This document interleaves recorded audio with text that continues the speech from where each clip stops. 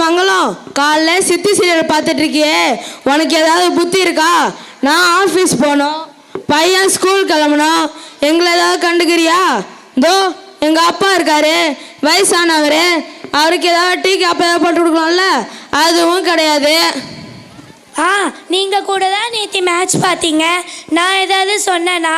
நேற்று நான் பார்க்கல, அதனால இன்னைக்கு யூடியூப்பில் பார்க்குறேன். அது பொறுக்காதே உங்களுக்கு. மாணிக்கம், முதல்ல உங்கள் சண்டையை நிறுத்துங்கப்பா. 3 நாளாக பையனுடைய டைரியில் என்ன இருக்குது ஏது இருக்குது அதை பார்த்தீங்களா? அதை விட்டுட்டு காலங்காத்தாலே சீரியல் டியூப் லைட்னு சண்டை போட்டுக்கிட்டு இருக்கீங்க. தாத்தா, அது டியூப் லைட் இல்லை, யூடியூப்பு. போங்க தாத்தா, உங்களுக்கு இது கூட தெரில. அட போடா, அது யூடியூபோ இல்லை சைக்கிள் டியூபோ, நாங்களாம் படிக்கலன்னு தான் உங்களை படிக்க வைக்கிறோம். மருமகளே, இனிமேல் சீரியல் பார்க்காம பையனோட எதிர்காலத்தை கொஞ்சம் சீரியஸாக பாருமா. சரி, அதை விடுங்கப்பா. மங்களம், போய் பெரியவனை எழுப்பு. சரவணா, டேய் சரவணா, எழுந்துடுடா, மணி 8 ஆச்சு. 12வது படிக்கிற உன் தம்பியை பார், சின்ன பையன், அவனே ஸ்கூலுக்கு கிளம்பிட்டான். உன்னை தினமும் எழுப்புறதே பெரிய வேலையாக போச்சு. காலையில் தினமும் கண் விழித்தால் நான் கைதொழும் தேவதை அம்மா, அன்பென்றாலே அம்மா, என் தாய் போலாகிடுமா.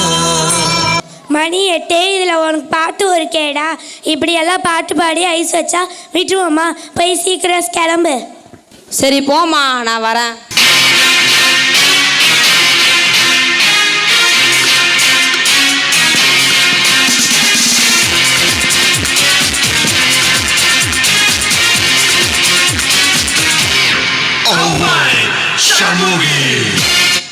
டே சரவணா, எனக்கு ஆஃபீஸ் டைம் ஆயிடுச்சு, தம்பியை போய் ஸ்கூலில் விட்டுடுறா. சரிப்பா.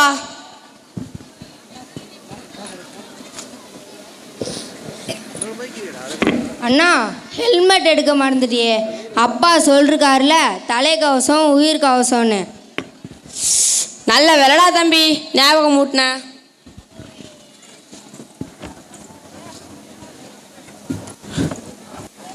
டே சரவணா, ஹெல்மெட் மட்டும் போட்டால் போதாதுடா. 18 வயசு நிரம்பாதவங்க வண்டியெல்லாம் ஓட்டக்கூடாதுடா. இதை பற்றி அரசாங்கத்தில் ஒரு சட்டமே இருக்குது. இதை பற்றி தெரியாதா உனக்கு? தாத்தா, இது காமிச்சா விட்டுருவாங்க, அது தெரியுமா உங்களுக்கு?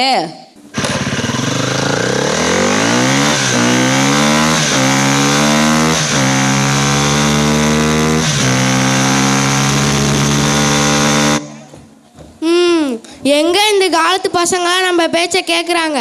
எல்லாத்துலேயும் வேகம்தான், ஒரு விவேகமே இல்லை. இங்கே பாருங்க இந்த குறும்புத்தனத்தை.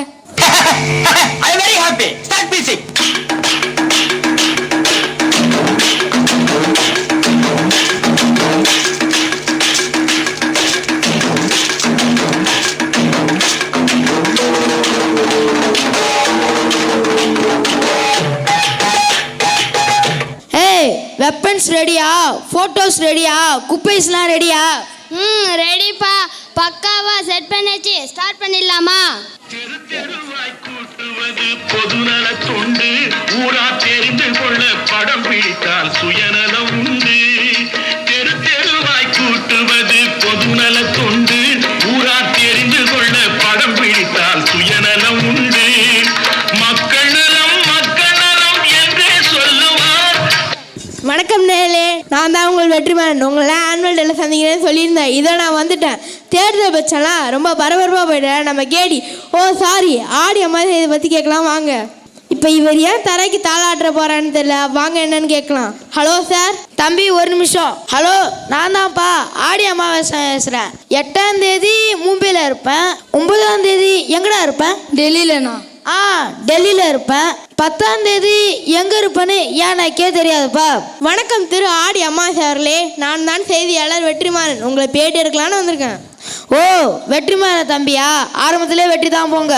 அதெல்லாம் இருக்கட்டும்யா, மக்கள் எல்லாம் உங்களை ஆடி அமாவாசை ஏன் எங்கள் ஆடிக்கார வச்சதுனாலயா? அது ஒன்றும் இல்லை தம்பி, நான் ஆடி மாதத்தில் வர அமாவாசை அன்னைக்கு பிறந்தேன். அதான் என்ன எல்லாரும் ஆடி அமாவாசைன்னு கூப்பிடுறாங்க. அதெல்லாம் சரியா, என்னைக்குமே வராது. நீங்கள் இன்னைக்கு மட்டும் இருந்தீங்க, ஏன் இன்னும் 2 நாள் எலெக்ஷன் நாளையா? தம்பி, அரசியல்னாலே ஒரு கூட்டு முயற்சி தானே, அதான் கூட்டம் வந்திருக்கேன். கூட்டம் வந்தீங்கன்னு சொன்னீங்க, கூட்டமே வரல. தம்பி, இது நான் 8 மணிக்கு லைவ்ல சொல்கிறேன். நேர்களே இன்று நைட் 8 மணிக்கு நம்ம ஐயா நேரில் டோன்ட் மிஸ் இட். மிஸ் பண்ணாதீங்க, அப்புறம் வருத்தப்படுவீங்க. இப்போதே உங்களிருந்து விடைபெறுவது வெற்றிமாறன், கீழ்ப்பாக்கம் தொகுதியிலிருந்து. என்னடா இந்த ஏரியாவுக்கு கூட்டம் வரீங்க, ஒரு ஈக்காக்காவை கூட காணோம். வழக்கம் போல் கொடுத்த காசை நீங்களே அமுக்கிக்கிட்டீங்களாடா. இப்படியே போயிட்டு இருந்தா எப்படா சிஎம் பிஎம்லாம் ஆகுறது உங்களா? ஏய் அங்கே பெருசு வருவார், அது கூப்பிடு. பெருசு எங்கள் பாப்பா அண்ணன் கூப்பிட்றாருல. யார் நீங்க? இவர் தான் எங்கள் அப்பா, தெரியலையா? தெரியலையே. இவர் தான் இந்த தொகுதியோட எம்எல்ஏ. ஓ எம்எல்ஏ தம்பியா? அடிக்கடி மக்களை வந்து பார்த்தா தானே தம்பி தெரியும். 5 வருஷத்துக்கு ஒரு தடவை தான் ஓட்டுக்காக வரீங்க, அப்புறம் எப்படி தம்பி எங்களுக்கு தெரியும்? நீங்களாம் பேருக்காக வேலை செய்கிறவங்க, ஆனால் ஊருக்காக வேலை செய்கிறதுக்கு எத்தனையோ பேர் இருக்காங்க. அதில் முக்கியமானவங்க விவசாயிங்க. கொஞ்சம் அங்கே பாருங்க.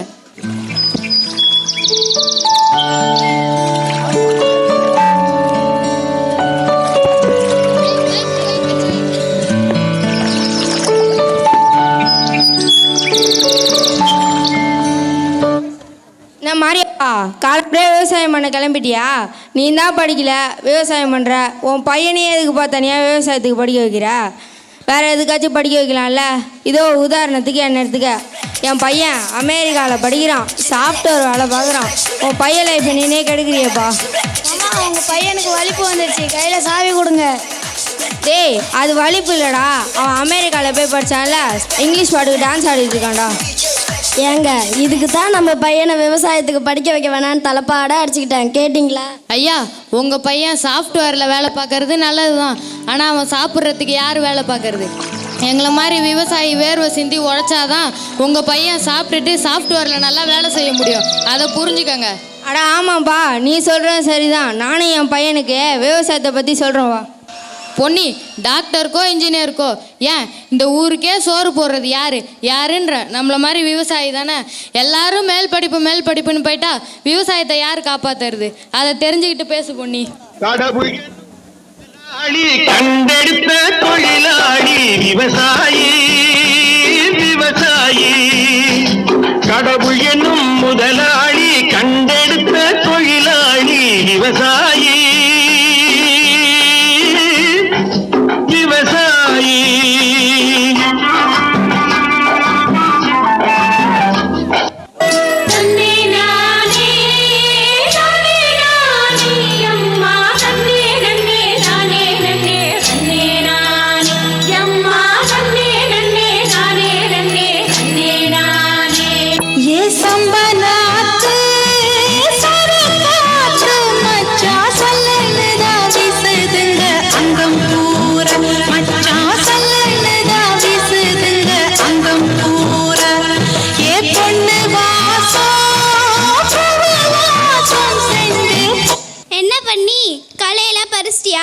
வேலையெல்லாம் முடிஞ்சிருச்சா? ஏதோ பறிச்சிட்ட செல்வி, இவ்வளோ உழைச்சி என்ன புண்ணியம். கையில் காசு கூட மிஞ்சலை, உழைச்சி ஓடா போகிறது தான் மிச்சம். நம்ம பொழப்பு வீடு விட்டால் காடு, காடு விட்டால் வீடுன்னு ஆயிடுச்சு. ஏன் புள்ள சகிச்சுக்கிற? எந்த ஆறு தன்னுடைய தாகத்தை தணிச்சிக்க ஓடுது? எந்த மரம் தனக்காக பூ பூத்து காய் காய்க்குது? அது போல் இங்கே வளர்கிற பயிர்கள் நமக்கு மட்டுமா? இந்த ஊருக்கே நாம் தானே சோறு போடுறோம். என்னை மன்னிச்சிருங்க, ஏதோ ஒரு அறியாமல் நான் பேசிட்டேன். நமக்கெல்லாம் செய்கிற தொழில் தான் தெய்வம்னு இப்போ நான் புரிஞ்சுக்கிட்டேன். அந்த தெய்வம் நம்மளை கைவிடாதுன்னு இப்போ நான் நம்புகிறேன். ஆமாம் பொன்னி, நம்பிக்கை தான் வாழ்க்கை.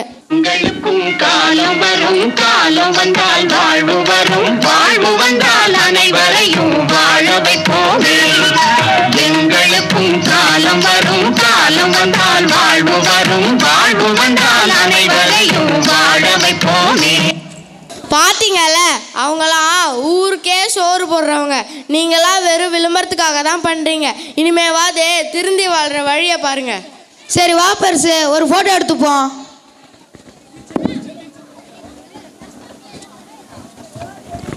ஏய் இந்த பெருசு சொல்கிறதெல்லாம் கேட்டால் அரசியல் பண்ண முடியாது. வாங்க, அரசியலுக்கு நிறைய வேலை இருக்குது. ஏய் போய் அந்த கண்ணாடி வீட்டு கதையை தட்டுறா. அண்ணாயிரம் கதை தரப்பா. யாருங்க அது இந்த நேரத்துல? எனக்கே தெரியல, வா போய் பாப்போம். யாருங்க நீங்க இந்த நேரத்துல போய் வந்தீங்க? என்ன தெரியலையா? தெரியலன்னு தானே உங்ககிட்ட கேக்குறோம். நான் தான் தொகுதியுடைய எம்எல்ஏ. ஓட்டுக்கு காசு கொடுக்க வந்திருக்கேன். உங்கள் வீட்டில் எத்தனை பேர்? 3 பேர், அதுல ஒரு சின்ன பையன். 3 பேர், சின்ன பையனுக்கு ஓட்டு கிடையாது. ஒரு ஓட்டுக்கு 1000 ரூபான்னா 23 எவ்வளோடா வரும்? நான் எனக்கு 1000 வாய்ப்பாடே தெரியாது, நான் உங்கள் பையன்கிட்ட கேளுங்கண்ணா. எவ்வளோடா வரும்? அப்பா எனக்கு 1வது வாய்ப்பாடே தெரியாதுப்பா. இதில் போய் எது தெரியாததெல்லாம் கேட்டு கிடக்குறேன். சொத்துருக்குன்ட்டு என்ன எங்கப்பா படிக்க வச்சேன்? சரி விடுங்கடா, நானே சொல்கிறேன். 23 கண்ணாயிரம், இந்த 5000 ரூபாய் வச்சுக்கோ. அப்பா காசு வாங்காதப்பா. ஏன்டா?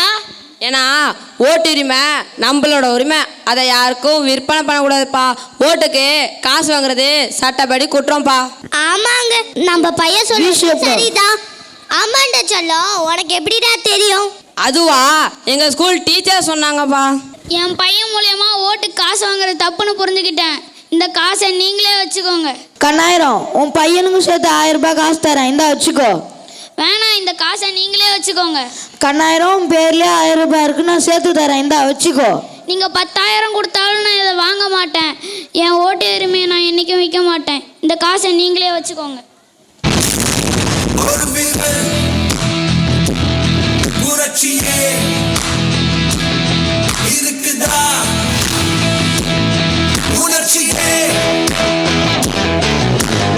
அண்ணா மக்கள்லாம் எச்சரிக்கையாக இருக்காங்கண்ணா. மிஞ்சி போனால் நம்மளுக்கு டெபாசிட் கூட கிடைக்காதுண்ணா. வாங்கினா போயிடலாம். அட போட, இந்த வீடுன்னா அடுத்த வீடு.